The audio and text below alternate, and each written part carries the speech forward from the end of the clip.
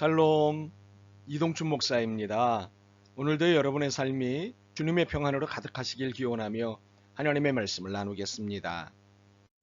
오늘 주시는 말씀은 요한복음 15장 12절에서부터 17절의 말씀입니다.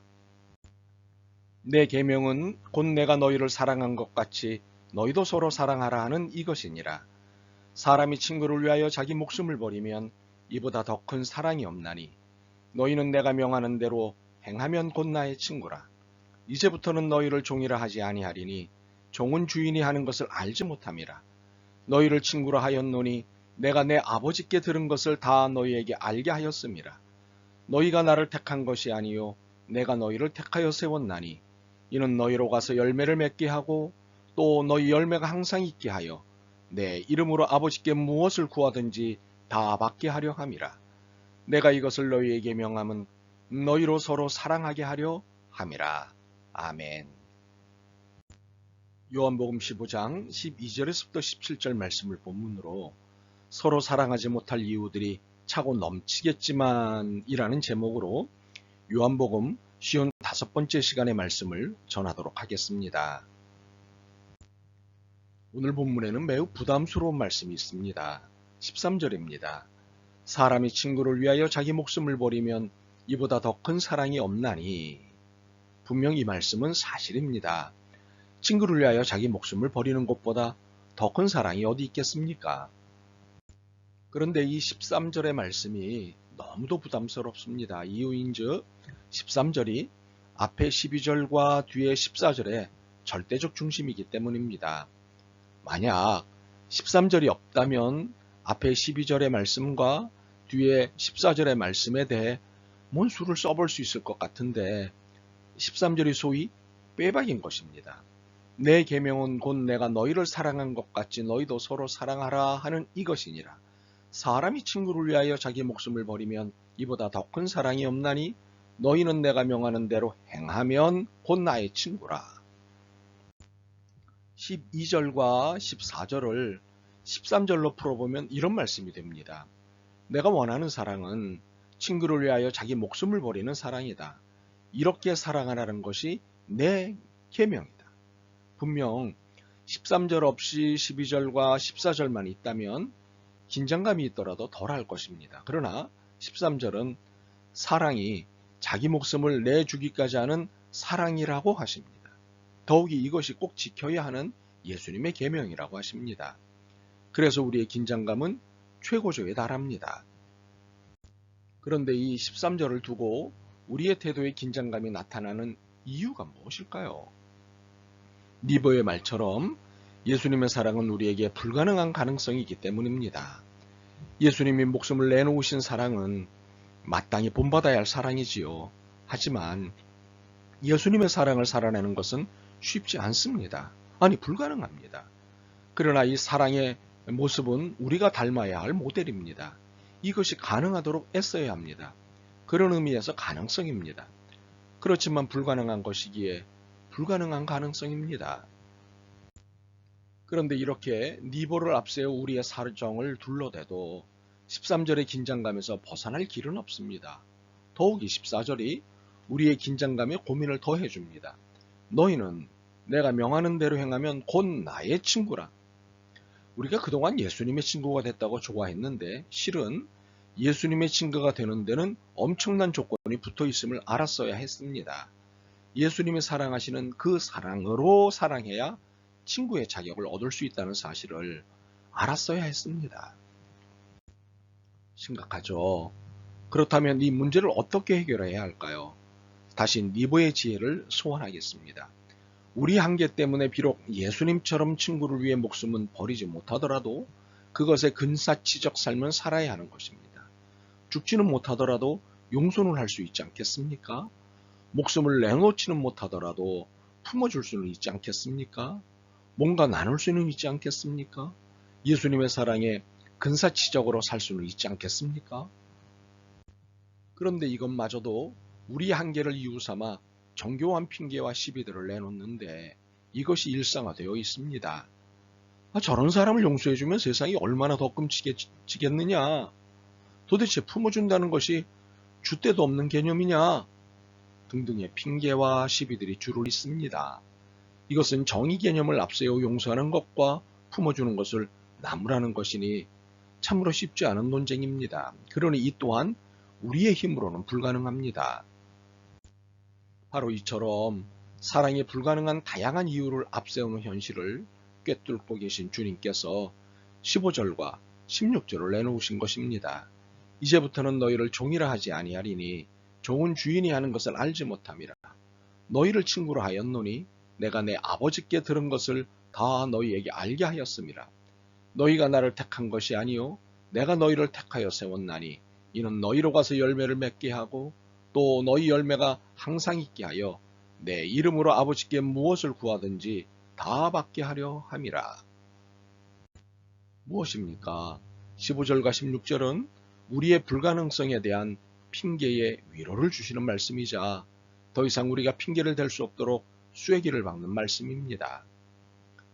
예수님은 우리가 불가능에 대한 핑계를 내놓자 이렇게 위로하셨습니다. 너희는 내 친구다. 그래서 내가 들은 모든 하나님의 말씀을 다 들을 수 있다.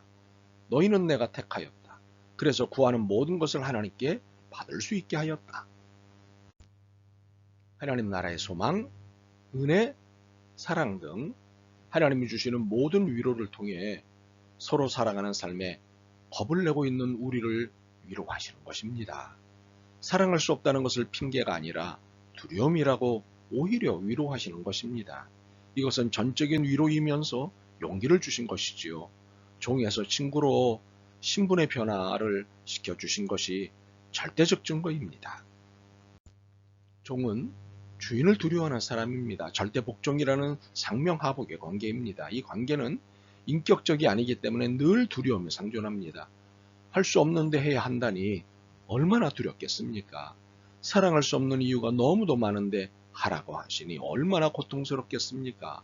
바로 이러한 우리에게 신분의 변화를 통해 위로를 하시는 것입니다. 너희는 나의 친구다. 그리고 이 위로의 위로를 하나 더 얹으셨습니다. 1+1 행사는 아닙니다. 우리가 열매를 맺을 수 있도록 완벽한 조치를 하셨는데 필요한 것은 하나님께 기도하면 다 얻을 수 있게 하신 것입니다. 열매 맺을 수 없는 이유, 사랑할 수 없는 이유가 아무리 많다 하여도 하나님께 기도하면 다 해결된다는 약속을 주신 것입니다. 이 얼마나 엄청난 위로의 약속인지요. 그런데 예수님의 이 말씀은 동시에 우리가 핑계를 댈 수 없도록 쐐기를 박는 말씀입니다. 너희는 곧 나의 친구라는 말씀은 조건이 붙은 말씀이기 때문입니다. 친구의 자격이 제시되어 있기 때문입니다. 내가 명하는 대로 행하면입니다. 예수님께서 명하신 것을 지키면 친구가 되는 것입니다.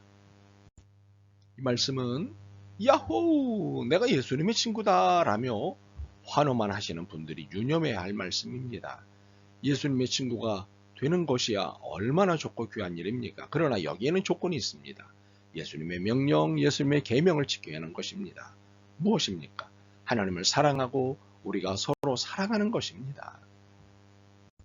그러므로 택하셨기에 열매를 맺게 해주시겠다는 약속에도 기도하면 모든 것을 얻을 수 있게 해주시겠다는 약속에도 조건이 있는 것입니다. 그 조건은 열매를 맺겠다는 우리의 의지와 행위입니다. 우리의 의지와 최소한의 수고도 없이 열매를 맺겠다고 하는 것은 하나님의 뜻이 아닙니다. 이미 이것은 인류의 탄생과 시작부터 정하신 하나님의 대원칙입니다. 무엇입니까? 의지에 따라 하나님이 금하신 열매를 먹을 수도 있고 안 먹을 수도 있게 하신 일입니다. 이것은 하나님의 인격적 배려이자 대원칙입니다. 그러므로 서로 살아가는 일을 안 할 수도 있습니다. 다양한 이유로 사랑을 하지 않을 수도 있습니다. 그러나 놓쳐서는 안 될 사실이 있습니다. 이것은 열매를 맺지 않는 삶이기 때문에 예수님의 친구가 될 수 없습니다. 또한 하나님께 구하는 것을 다 받을 수 있는 조건을 충족하지 못하는 것이기 때문에 응답도 제한적일 수밖에 없습니다. 혹시 이 사실을 두고 하나님의 협박이라고 생각하지 않길 바랍니다. 오히려 반대가 아닐까요? 모든 것이 가능하도록 준비해 주셨는데 이것을 외면하는 태도야말로 오히려 하나님을 협박하는 것은 아닐까요? 아주 오래전 하와가 뱀의 유혹 앞에 하지도 않으신 말씀을 내놓으며 자신의 유리함을 만들려고 했던 것처럼 말입니다. 하나님은 먹으면 죽는다고만 하셨지요. 그런데 하와는 먹는 것은 물론이고 만지기만 해도 죽는다고 했습니다. 예수님께서 내 안에 거하면 할 수 있다고 하시는데도 이처럼 열매 맺지 못할 이유와 살아가지 못할 변명을 끊임없이 생산한다면 이는 오히려 하나님을 향한 협박이 아닐까요? 이제 우리는 사랑할 수 없는 이유를 찾는 대신 왜 사랑하라고 하시는지에 대한 이유를 찾는 일이 필요합니다. 그렇다면 이를 명령하신 이유가 무엇일까요? 13절에서 찾을 수 있습니다. 사람이 친구를 위하여 자기 목숨을 버리면 이보다 더 큰 사랑이 없나니.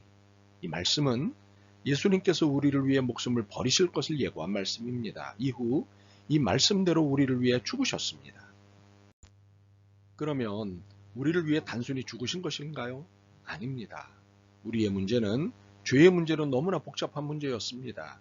하나님이 심혈을 기울여 창조하신 인간이 저지른 죄 때문에 하나님이 처벌 문제를 두고 고심하신 복잡한 문제였습니다. 결코 간단한 문제가 아니었습니다. 그래서 내리신 결론이 인간을 대신해서 아들을 죽음에 넘겨주시는 결정을 하셨습니다.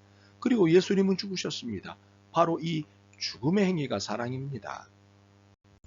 이 사랑 때문에 우리는 살았고 세상은 구원을 얻게 되었습니다. 이 사랑이 없었다면 상상하기도 싫지만 우리는 여전히 죽음을 향해 희망 없이 살아가야 했습니다.